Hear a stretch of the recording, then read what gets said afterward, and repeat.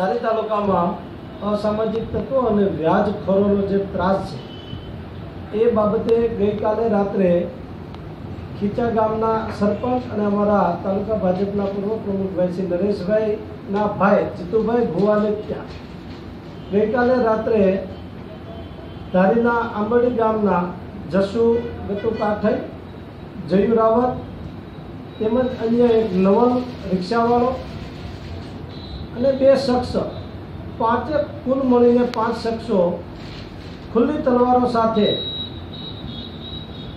આ પૈસાની ઉઘરાણી માટે આવેલા એ અરસામાં હું એક ખીચા ગામે ભરવાડ સમાજને ત્યાં ધાર્મિક કાર્યક્રમ હોય એમાં હાજરી આપવા ગયેલો।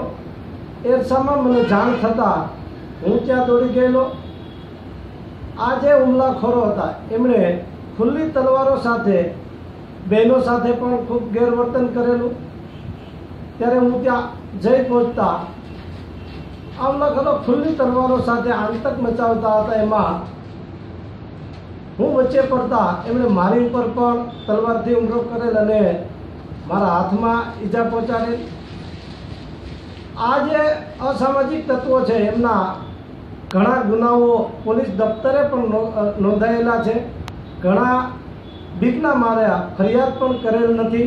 આવા અસામાજિક તત્વોને જેલ કરવા માટે અમે ગઈ રાત્રે ધારી પોલીસ સ્ટેશનમાં નરેશભાઈ ભુવાના નામની ફરિયાદ પણ નોંધાવેલ છે। આ બાબતે પોલીસ કડકમાં કડક કાર્યવાહી કરશે એવી મને અપેક્ષા છે।